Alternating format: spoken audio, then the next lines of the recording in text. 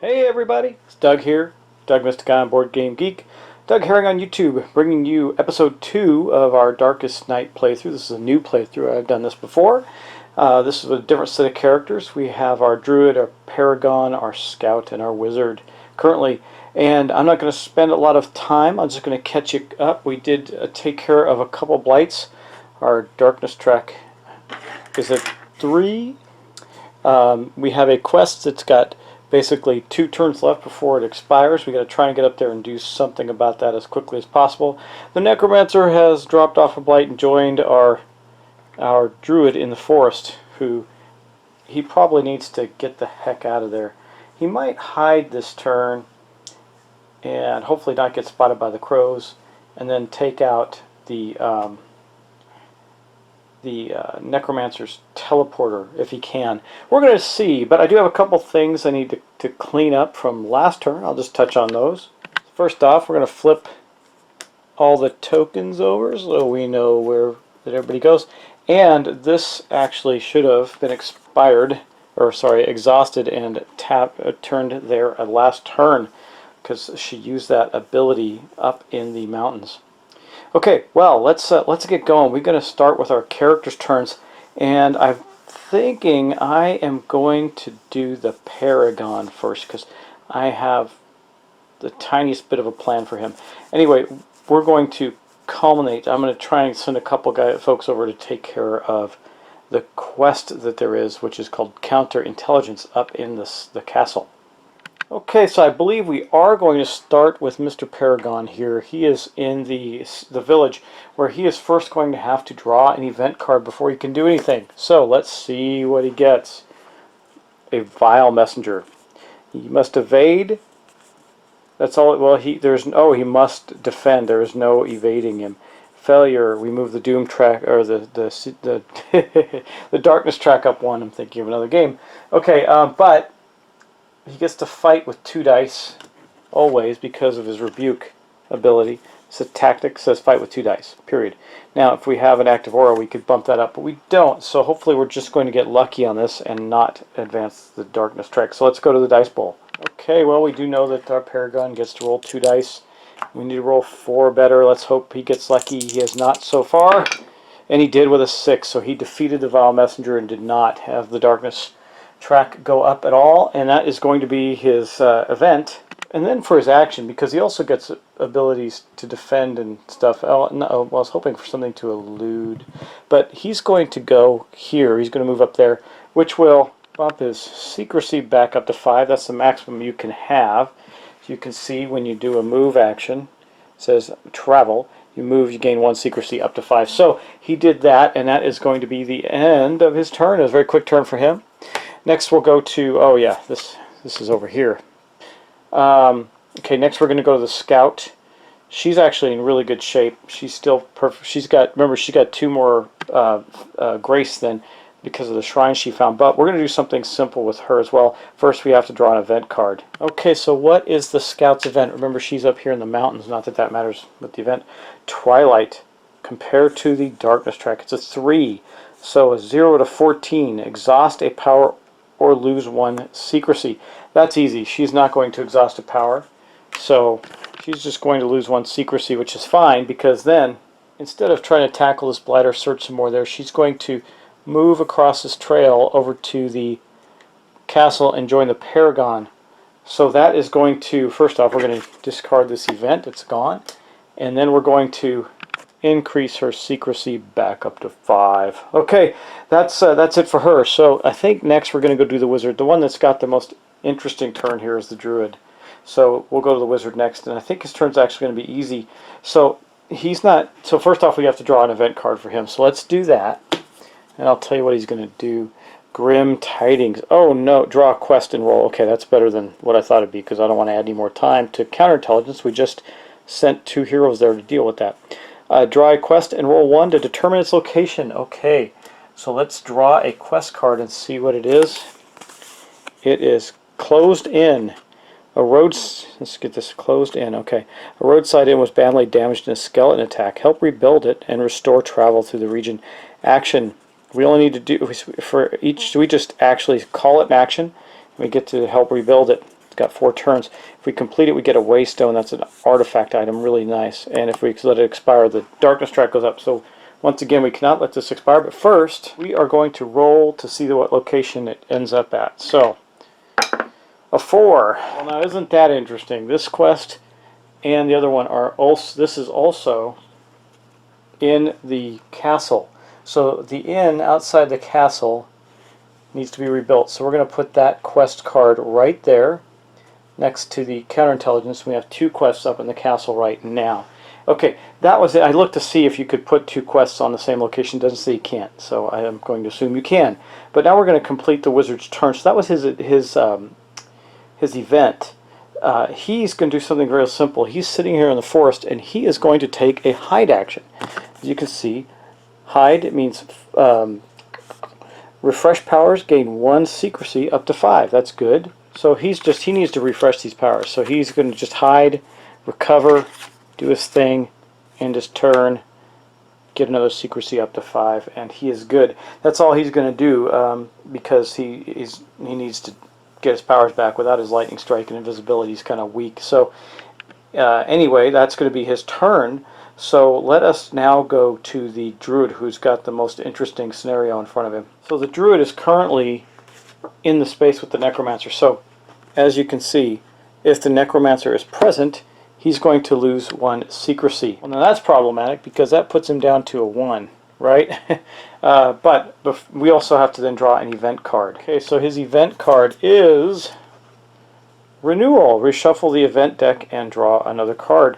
Okay, I'm going to do that offline. There weren't that many quest cards out yet, so that renewal card came up in a weird stage. But we're going to pull the event deck up, and we're going to shuffle it all up again and draw a new card out. So just doing a quick shuffle on. I mean, we barely got through the events before that came up. So we'll continue on. All right, that's good enough. What do we get? Midnight. Oh no. Just no option. We just increase our darkness track. That's it. So it was midnight when the Druid tried to elude the Necromancer and failed. But he's got this gate thing, and actually I need to reread that because, well, it's not the Necromancer's turn yet, but I got to make sure I keep track of that one because that one's very different. I'm thinking the Druid might try to just get rid of that. Well, you know what? I take it back on the Midnight card. I don't want to increase our darkness track. So the Druid is going to use his ability, Visions. It says bonus, exhaust after you draw an event card to discard it without effect. He's going to do that. So we're going to then put the darkness track back down 3. It's going to go up anyway. Might as well try and stop it. And he has that ability. Better use it, right? Now the only problem with the Druid is he doesn't have his animal companion right now. He's at a 1 secrecy. That means the man. You know what he's going to have to do, guys? He's going to have to hide. That's not going to help him much with the secrecy, but hopefully the Necromancer rolls poorly and moves away. One can hope. Or he can move back to the monastery and then pray. He's not hurt, though. He just no secrecy and tap 2 his power. So I think he's going to hide. I think that's what he's going to do. So now, oh, you know what, guys? I kind of messed up something, but we'll go back and deal with it in a second. I just realized I messed up the crows with the Paragon and the Scout, but we can fix that. So let's think about this. He's going to have to encounter the crows, but if he hides, he at least gets 1 secrecy back, and then he can try and evade. He's still got his camouflage or elude. He's going to do that. So he's hiding. So he helped to bandage up and heal up his animal companion, and he's got his visions returned to him, and his secrecy goes back up to 2. That's not good, but hopefully the Necromancer won't find him there. That would be bad. But he might, and them's the breaks. Okay, but now, which I forgot to do with the Paragon and the Scout, so we're going to go back and do that. But first, we have the same issue with the Druid. The crows are in his space with him. Okay, so we got the crows for him to deal with. He's got this, so he's going to have to, he can't fight them, he has to evade them. Good news is, he does have his camouflage, so he gets to evade. I told you, the Druid's one of my favorite characters in this game. He gets to evade with 2 dice. If he loses 2 secrecy. He'll be at 0, and the Necromancer will know exactly where he's at. So let's hope he makes it. Okay, let's get her done. We need to make that evade roll. Looking at the crows, we need a 4. Let's hope the Druid can pull it off. Oh man, nice. Nicely done. A 6 and a 5. So the Druid is hidden well in the forest and cannot be found by the Necromancer or the crows, who are probably frantically looking for him. Yeah, that's pretty rough. But that ends the character's turn. So I have flipped the Druid's token over to the moon. That means he is done. And that is going to be it for him. Now we're going to move on to the well, no, we're not, actually. I forgot. I have to take care of the crows. Let me show you. Gotta watch these little things because you miss them, but the crows were here as well with the Paragon and the Scout. So first we're going to roll for the Paragon. He doesn't have any particular way to evade. He can defend well, but not evade, and you can only evade the crows. So he's going to roll. He's got to roll a 4 better. He just has 1 die, and he did. He succeeded. So, oh, sorry, I didn't show you that. There, his 4. He succeeded. Okay, so he actually made the roll to evade the crows. He was not seen. Now the Scout doesn't get to add a die, but she does have speed. She gets to, with 1 die, she eludes with 1 die and adds 1 to the highest die. So right now she's just eluding with 1 die. I'm sure there's other abilities that will give her more. And she can exhaust after rolling to add 2. So let's see if she gets it. A 1. Well, there's nowhere near, so she failed. That means she's going to lose 2 secrecy to the crows. Funny, she's the one that should have succeeded with that ability. Even if I exhausted, it won't help. So that'll only bring it to 3. So she's going to go down to 3 secrecy. And now we get to move on to Senior Necromancer. But first, we have to do something with some quests. I like to do that and get out of the way first. So we're going to put a quest token here. We only got 1 more to go there. And we're going to put 1 on the end. So we got 1 time token on the end. We're running out of time on these. But next up, we're going to then increase our darkness track to 4 and get our black die, because we got to roll it for the Necromancer's movement. He's very likely to spot somebody. The reason he's very likely to spot somebody is the Druid's only got a 2, so he's going to get spotted, I think. And the Necromancer gets to add 1 to his roll, so the only way he's going to fail to spot the Druid is if he rolls a 1. And if whoever he detects, he teleports randomly to that hero. Okay, so let's see what he gets here. He's got 1 die. We'll roll it in the bowl. Okay, here we go. A 4, so he got a 5. He detected the Scout, the Paragon. Oh no, he didn't detect Paragon. So he detected the Scout and the Druid. So I'm going to say 1, 2, 3 is the Scout. 4, 5, 6 is the Druid. A 2. So he's actually teleporting all the way to the castle using the gate. Just to show you again, that's what it says here. It says +1 to his movement roll, only for the purposes of detecting heroes. If he detects any, he teleports to the location of a random detected hero, even if he detects a hero at his current location. This blight affects all locations. It just happens to do it. If the Necromancer's out, it just takes effect. So he has actually left the Druid there and gone up to here, to that location. Now, he did detect the Scout. Now, since the Scout's secrecy is not a 0, the Necromancer can't really find her quite yet. But what he does do is drop a blight there to make things worse for our characters. So we are in the castle. We're going to drop decay on them. What does decay do? That's going to be nasty, isn't it? You can just tell. It's going to be terrible. Okay, it says, oh, items have no effect. Well, here's some good news. They have no items. This is the decay token right here. It's got a rotting, like a sword that's melting away. And we need a 5, and it has no other effect. So outside the crows, that is that. All right. Basically, that's going to end the turn. I think I'm going to flip the tokens, and we're going to keep on going. So, boom, boom, boom, boom. We're going to do that, and I think we're going to take the Druid out for a spin first. So, I think he'll attack the crows again, try and get rid of them, and then, no, I think he'll try and get rid of the gate and just try and evade the crows. So he's got his animal companion back. Of course, first things first, we have to draw his event card. Oh no. He may not be able to do this. So, blink. Well, you know, he's got his visions card again. He does not want to move. He's spending it. He's blowing his visions card. Right here, he's going to exhaust it to not have the event happen. Boom. Okay.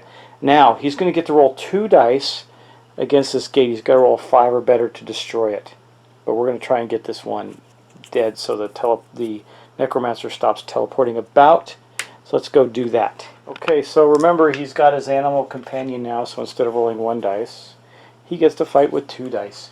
But if he loses the fight, then the animal companion is wounded again. So let's roll our dice. Oh, he did not lose that time. So we did destroy the gate. That is awesome. It has been blown away and goes back to the pile. And it does, unfortunately, reduce his secrecy back to 1.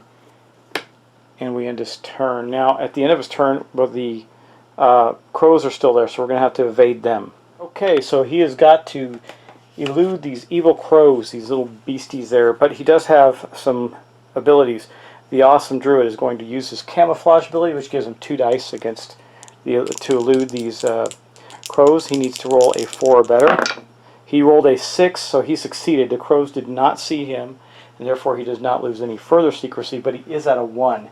So the Necromancer, now that the gate's gone, will probably move back in that direction and pass through the village. That's not a bad thing, actually. That's a good thing, because the Necromancer will be at the village with nobody. Now, he'll drop a blight there, but there's no blights there currently. That is awesomeness. It's kind of awesome sauce. I'll show you what I'm talking about. Okay, so here is the Necromancer. He's going to end up moving back to the village.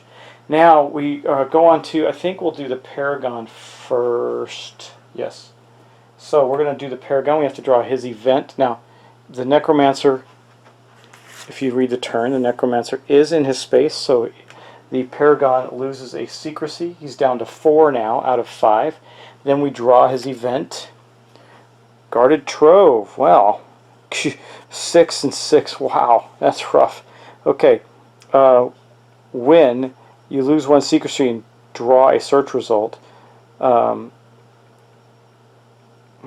fail your fight, you win what? Okay, failed elude. I see. Fail. You also, if you win, you get an item and you lose some secrecy. If you fail your fight, you take damage. If you fail your elude, you spend 1 secrecy or draw another event. That's not great. Let me see. What does he have that can help him there? Well, he's got a +1 on rolls to defend against blights. So give him a +1. And a +1 to attempting a quest, which he's going to do. So, but first he's got to deal with this. He's also got, he fights with 2 dice though, and well, these are 6s. So is it better to roll 1 die, gain a +1, or 2 dice and hope for a 6? He also has a fusion. As an action, he can gain 2 grace. If you have any active auras, you must deactivate 1, and all heroes in your location, including you, gain up to 1 grace, up to default. Well, he's only 1 away from default, so I think he's going to leave it alone at the moment. But I don't know which to do, rebuke or steadfastness. He can defend against it and win, and then get it.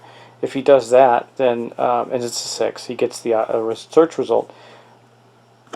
Or he can use a tactic, this tactic, and fight with 2 dice. And he has no active auras to deactivate. I don't know. Let's go with the. We're going to defend, get +1 to the die. That gives us a 5 or 6. That seems like a almost better odds than 2 6s. I don't know what the odds are. You can tell me in an email or in a post if you like. So I think we're going to try that though. He's going to use his steadfastness. Okay, I still think this is the right way to go. He gets a +1, and if he loses the elude, he's got to draw another event card, and I don't really want to do that. Now I'm kind of bummed out that I used the Druid's vision ability. But anyway, he's going to use his steadfastness. Gives him +1 on his roll, so he needs a 5 or 6. Let's see if he can get it. A 1. That is a epic failure, so he is going to take another grace. He is close to dying. That's not a good thing. Well, and then he's going to shoot, I guess he's going to have to try to do the counterintelligence. So what does he need to do? He needs to elude versus a 4. Okay, so this is gone regardless. He did not get the treasure draw there, but he's going to do that again. This time it's against a 4. So he gets on his elude. He gets nothing, no bonuses actually. No, that's to defend. Defense. So he gets no bonuses to elude. He's just got to roll straight 4 or better. Let's see if he can do that. A 4. Okay, you can't see it, but I'll just push it over so you can. He succeeded with a 4. So what that does is put a success token now on this one, and that is going to be the end of his turn. That's all except now he has to elude the crows as well. Let's see if he can do it with 1 die. A 6. Wow, good rolls for him. He got lucky, and he was able to elude the crows. Nice. Nicely done, Paragon. Okay, now I think we'll flip right to the Scout. She is in the same location. We're going to try and finish off this counterintelligence deal. Now, she does get a bonus to elude. She gets to add 1. So, first off, though, of course, we have to draw. Well, so first off, she is in the space with the Necromancer. So she goes down to 2 secrecy. Yuck. Well, I mean, he made it anyway, but I would like to point out that the Paragon did have this +1 when attempting, +1 die when attempting quests. He should have rolled 2 dice, but he made it anyway. Doesn't matter. But that would have counted as possibly 2 successes, right? Right?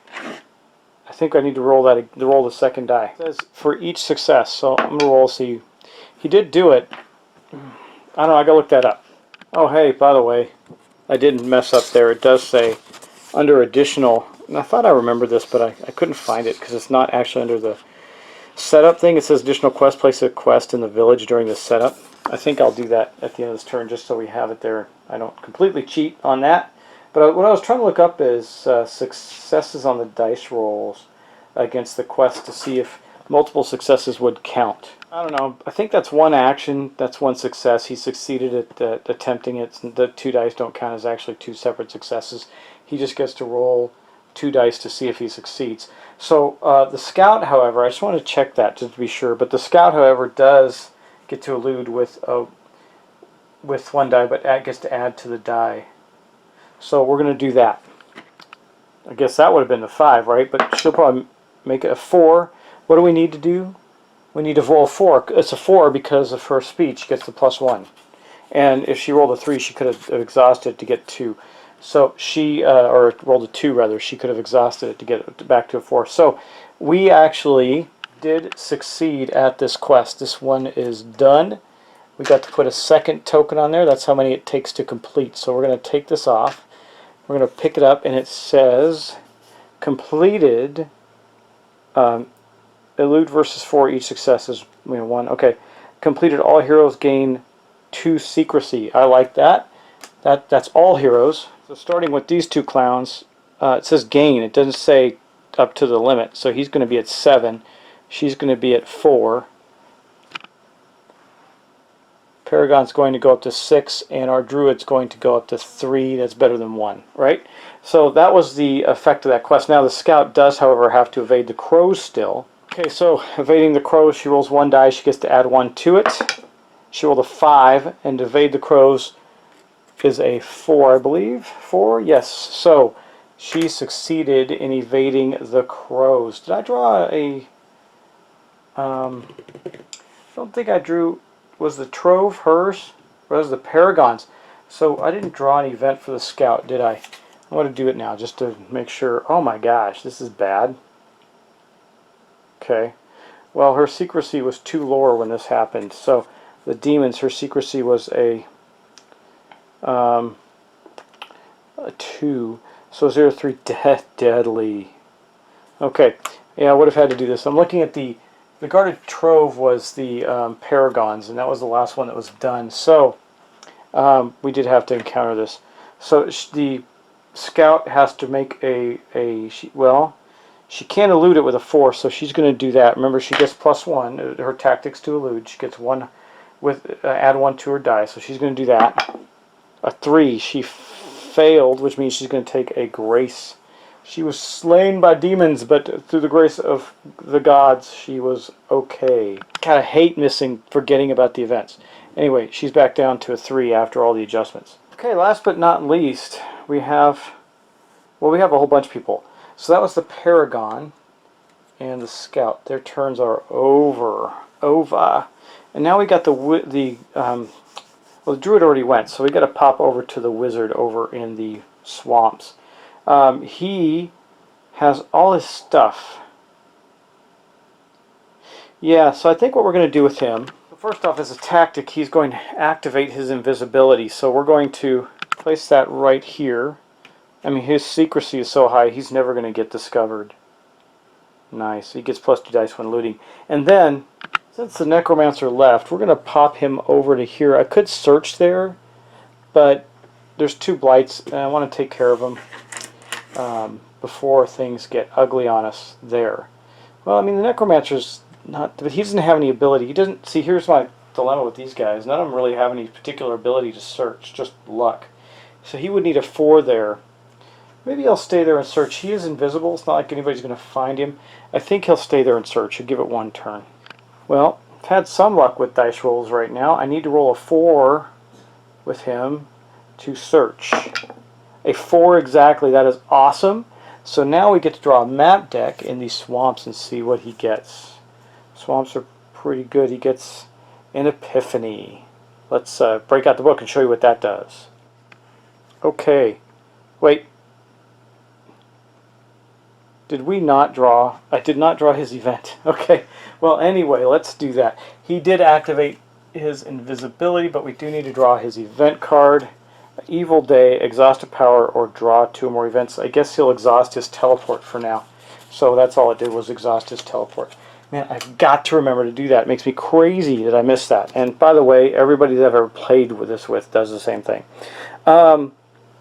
Okay, Epiphany. Search your power deck and take the card of your choice, then shuffle the deck. I like that. So, the Wizard's getting a new power. Let me think about this. I'm going to look at all his powers. I'm going to think about it. And I'm going to tell you which one he's going to take. Okay, I think he's going to take this one.